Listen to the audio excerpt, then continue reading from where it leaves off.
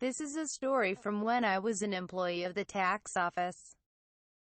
It was in the 90s.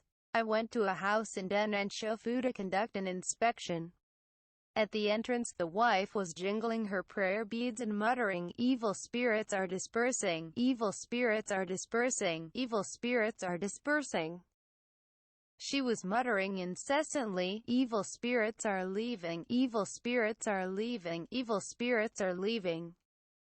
I knew from my research that this house was a member of a Shinto cult. I knew that the family was a member of a Shinto cult, but I was surprised and displeased.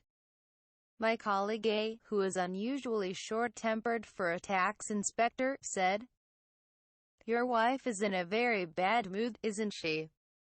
The owner of the house snickered at him. The owner of the house snickered and said something like, "You're in a bad mood, aren't you?" My husband said, "My wife told me that she had a dream that the guest who is coming today will bring bad luck." The house is an ordinary celebrity home, except for a religiously related kamidana, a Shinto altar, with a hideous design. We start to investigate, but we can't find any evidence of tax evasion, no matter where we look.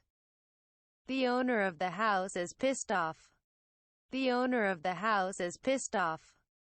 Just as he was about to do so, I shouted out, "There is only one place where we haven't investigated." He said, "There is one place we haven't investigated. The altar."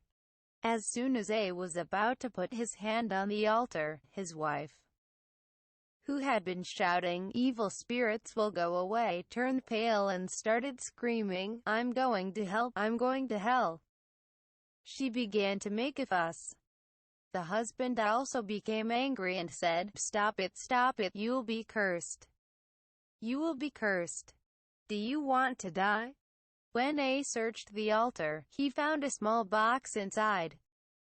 A searched the altar and found a small box inside. He opened the box, ignoring the yelling wife and husband, who were excited that they had proof. "Whoa!" exclaimed. To his surprise, there was a large amount of what appeared to be a woman's hair, fingernails, and dried animal eyeballs in the box.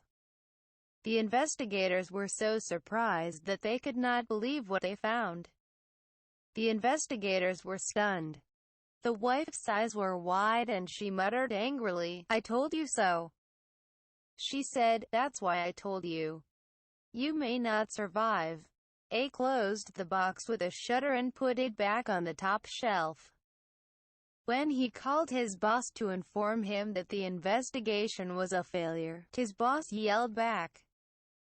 My boss said, "You idiot, that's why you're so stuffy. Hold on, I'm on my way." After a while, his boss came. He went straight to the altar, opened the box without hesitation. He thrust his hand into the box and started probing. I was surprised at how he could stick his hand into the box, and he chuckled. He said, "Look, the box has a double bottom." In the double-bottomed box, he found a bank account book, evidence of tax evasion.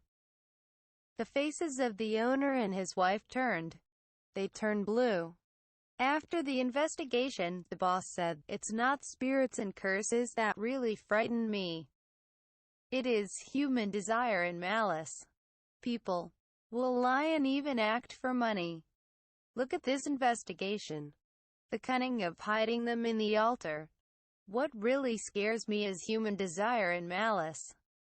Within a year, A committed suicide after touching the box, and his boss was killed in a car accident. Were the two deaths a coincidence? Is it really and truly only human desire and malice that we fear?